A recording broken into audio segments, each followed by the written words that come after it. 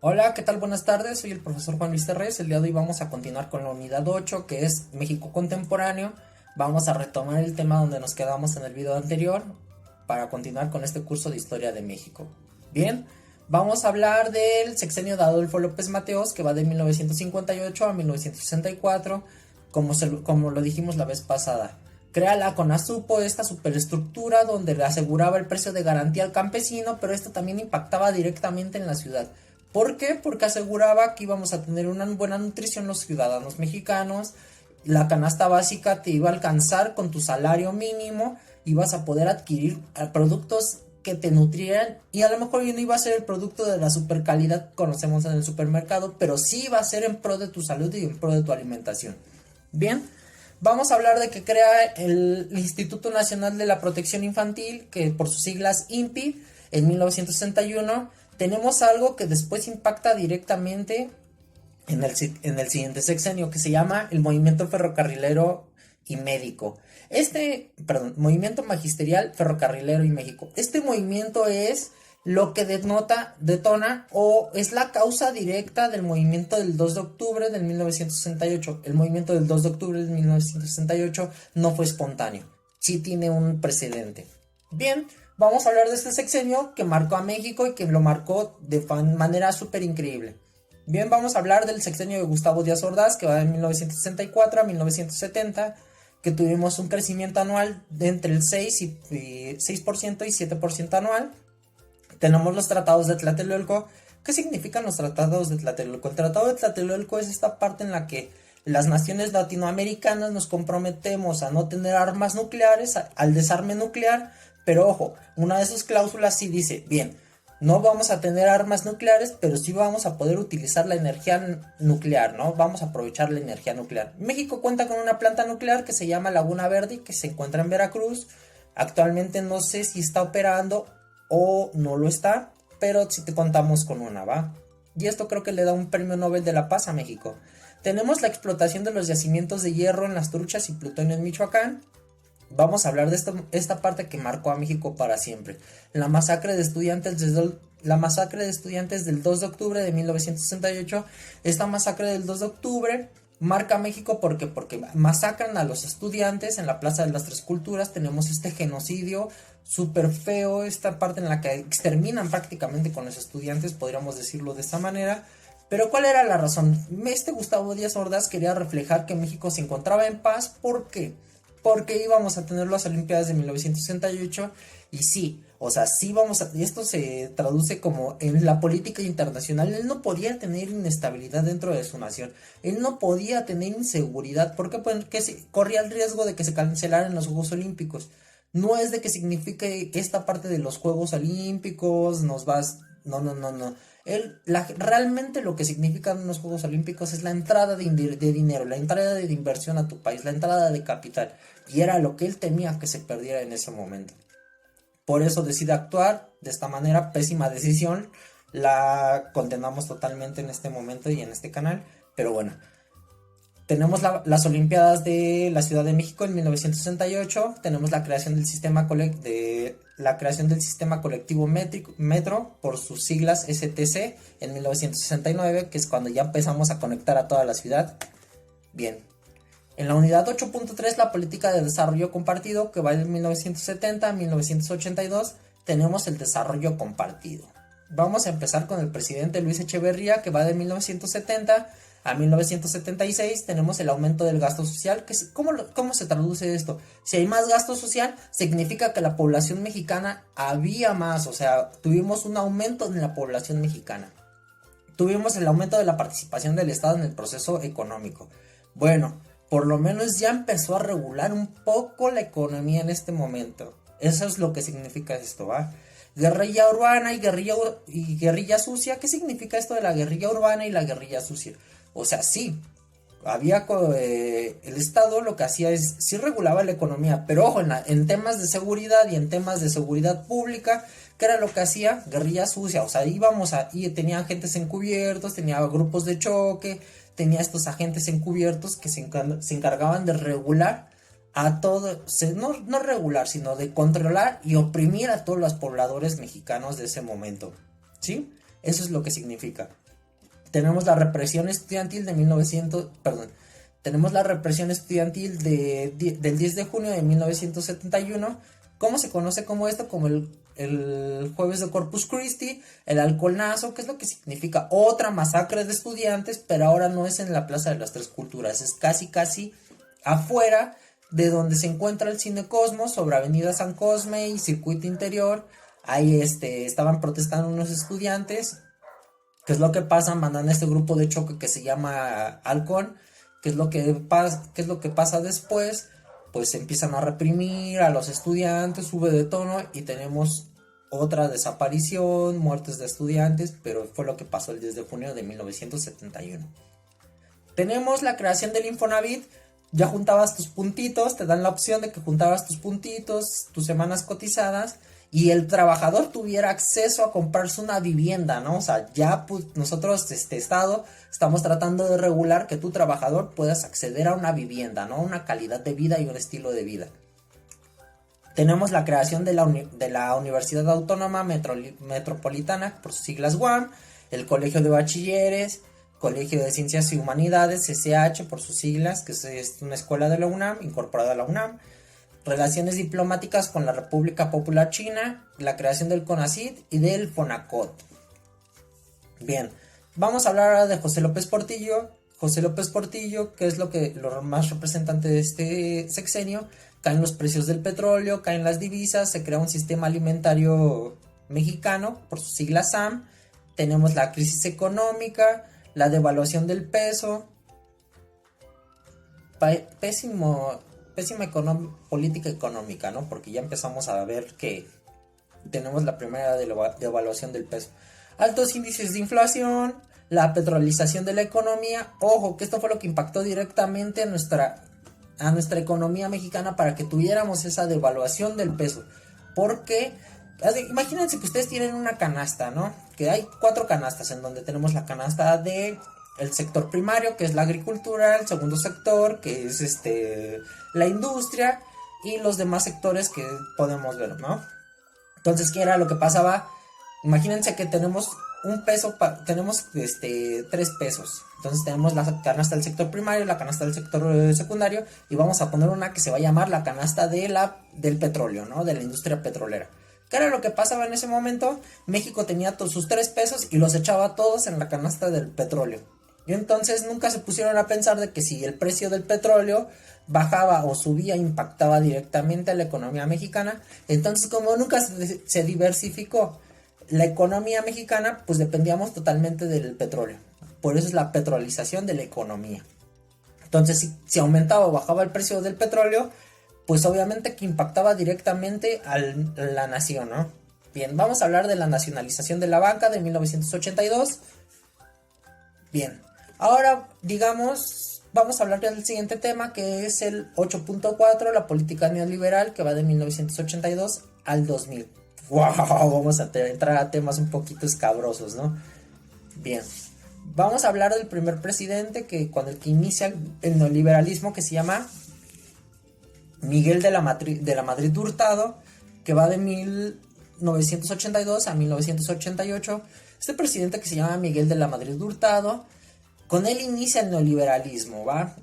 La reordenación económica y la nueva ley de inversiones. Pero ojo, ¿qué significa esto del neoliberalismo? O sea, sí, se empieza a correr el rumor de Estados Unidos de que sí, nosotros tenemos la fórmula del éxito, tenemos la receta ganadora, nosotros te llevamos al éxito, te hacemos millonario, nosotros te ayudamos a que crezca tu nación y te hagas supermillonario. Venos a nosotros los americanos tenemos mucho dinero, ¿no? Somos una nación de primer mundo triunfadora. Entonces, ¿qué era lo que pasaba? Pues las demás naciones deseaban imitar esto, ¿no? Las demás naciones también querían tener lo mismo, pero no porque eso funcione en tu nación, significa que va a funcionar en otras naciones, ¿no? Esta receta no se puede aplicar en todas las naciones. ¿Qué era lo que decía el neoliberalismo? Tienes que privatizar todo, el Estado tiene que tener nula participación en asuntos económicos, es voraz, no tiene ética, totalmente el juego económico rapaz, está en pro de los monopolios. Sí hay un juego comercial, pero pues es súper cañón, ¿no? el Estado tiene que facilitar todo para para el comercio, ¿no? Pero tampoco se tiene que meter en asuntos económicos. Bien, ¿qué es lo que empezamos a ver? Pues en México entra en 1982 el neoliberalismo, ¿no? Ya empezamos a tener entonces un nuevo juego económico adentro de México. Tenemos la reordenación económica y nueva ley de inversiones.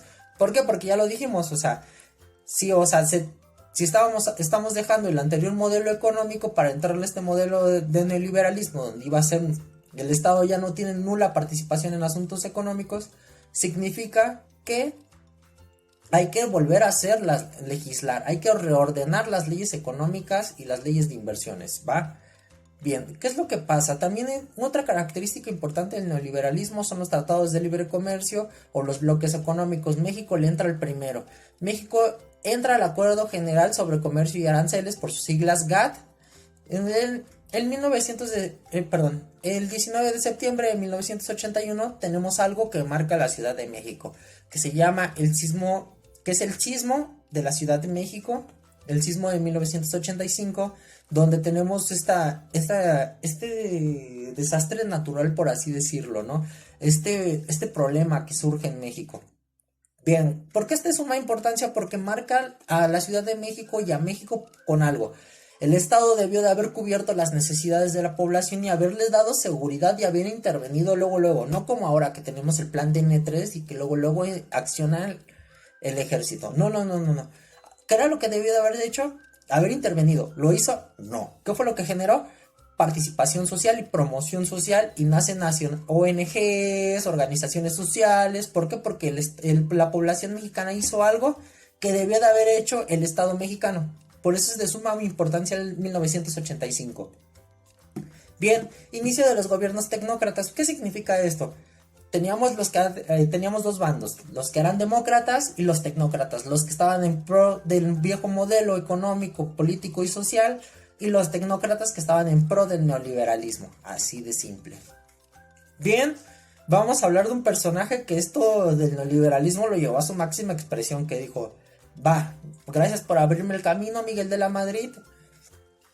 Sí, gracias por abrirme el camino, Miguel de la Madrid, pero ojo, yo vengo a reformar esto, ¿no? Bien, vamos a hablar del sexenio de Carlos Salinas de Gortari, que va de 1989 a 1994. Llevó al máximo el neoliberalismo en México. Bien, otra característica importante del neoliberalismo es que el Estado no debe tener nada, ¿no? Algunas instituciones, dependencias, se pueden quedar formando parte del Estado y otras no. ¿Qué es lo que pasa? Tenemos la privatización de la banca, la privatización de teléfonos mexicanos, teléfonos mexicanos, que es Telmex, Imevisión y muchas empresas más. Prácticamente se desmantela el Estado y se queda como hoy lo conocemos en el 2020. Tenemos la firma de algo súper importante, la firma del Tratado de Libre Comercio de América del Norte, que por sus siglas Telecan. Bien, entramos a otro Tratado de Libre Comercio. Bien, tenemos la reforma al artículo 27 constitucional. ¿Cuál es la reforma del artículo constitucional? O sea, bien, vamos a hacer memoria. Dice el artículo 27: los recursos naturales dentro del territorio mexicano solo le pueden pertenecer al pueblo mexicano y a la nación mexicana. Pero si tú eres extranjero, puedes tener derecho a ser concesionario. No dueño, concesionario. ¿Qué es lo que pasa? Bien, ¿qué es lo que decide hacer Carlos Salinas de Gortari en ese momento? Sí, vamos a reformar el artículo 27, pero ojo, algo que nadie nos dice es de que sí, antes decía, todo le pertenece al pueblo mexicano, y esto da pie a la repartición de tierras, ¿no? Se crean los ejidatarios, ¿no? Nacen estos personajes que conocemos que tienen tierras, hectáreas y que se dedican a labrar el campo y todo. Carlos Salinas de Gortari lo reforma. ¿Qué es lo que hace? O sea, tú ya puedes escriturar tus tierras, ¿no? Tú ya puedes decir esto y al escriturar ya puedes vender tus tierras. ¿Qué fue lo que pasó? Ya podían vender sus tierras y los campesinos, pero lamentablemente los campesinos, ¿qué fue la decisión que tomaron? Malbarataron sus tierras y esto impactó directamente al campo, generando más pobreza. Tenemos el surgimiento de algo que algo muy interesante, un movimiento social, que se llama el surgimiento del Ejército Zapatista de Liberación Nacional, por sus siglas EZLN, el EZLN, al sur del país en 1994. Este movimiento social estaba en pro de los campesinos, en pro de los derechos también de los indígenas, y hasta ahora han tenido cierto activismo en la República Mexicana y en la Nación Mexicana. Bien, tenemos el asesinato de Luis Donaldo Colosio y Ruiz Massieu. Bien, vamos a hablar ahora del siguiente sexenio. Ernesto Zedillo Ponce de León, que va de 1994 al 2000, que tenemos la masacre de Aguas Blancas en 1995, el rescate del fondo, esto está muy chistoso, rescate bancario del fondo, no, si es el rescate bancario del Fondo Bancario de Protección al Ahorro, por sus siglas FOBAPROA. ¿Qué es lo que pasa? Entramos a este juego donde en 1994 tenemos a su máxima expresión el neoliberalismo, donde no había políticas de regulación económica. ¿Y qué es lo que pasa? Los bancos entran en quiebra. ¿Y qué es lo que deciden hacer? Vamos a rescatar a los pobrecitos bancos con el dinero de los mexicanos. Eso es el FOBAPROA. Bien, está increíble, ¿no? Bien, tenemos la matanza de Acteal en 1994. Estalla la huelga en la UNAM en 1999, que es cuando tenemos el Consejo Nacional de Huelga, que se va a una super huelga a la UNAM.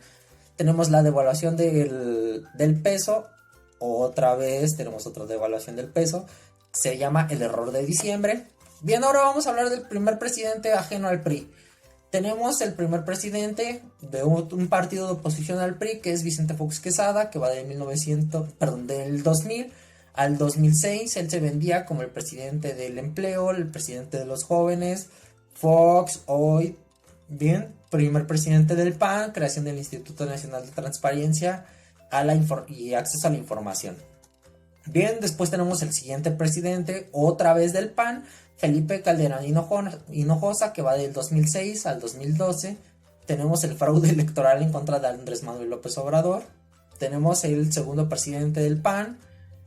Tenemos la guerra contra el narcotráfico, donde mueren miles de personas. Tenemos la extinción de la Compañía de Luz y Fuerza del Centro. Y tenemos otra vez que retoma el poder el PRI con el presidente Enrique Peña Nieto, que va del 2012 al 2018. Tenemos otra vez otro presidente del PRI. Tenemos la desaparición de los 43 estudiantes en Ayotzinapa en el 2014.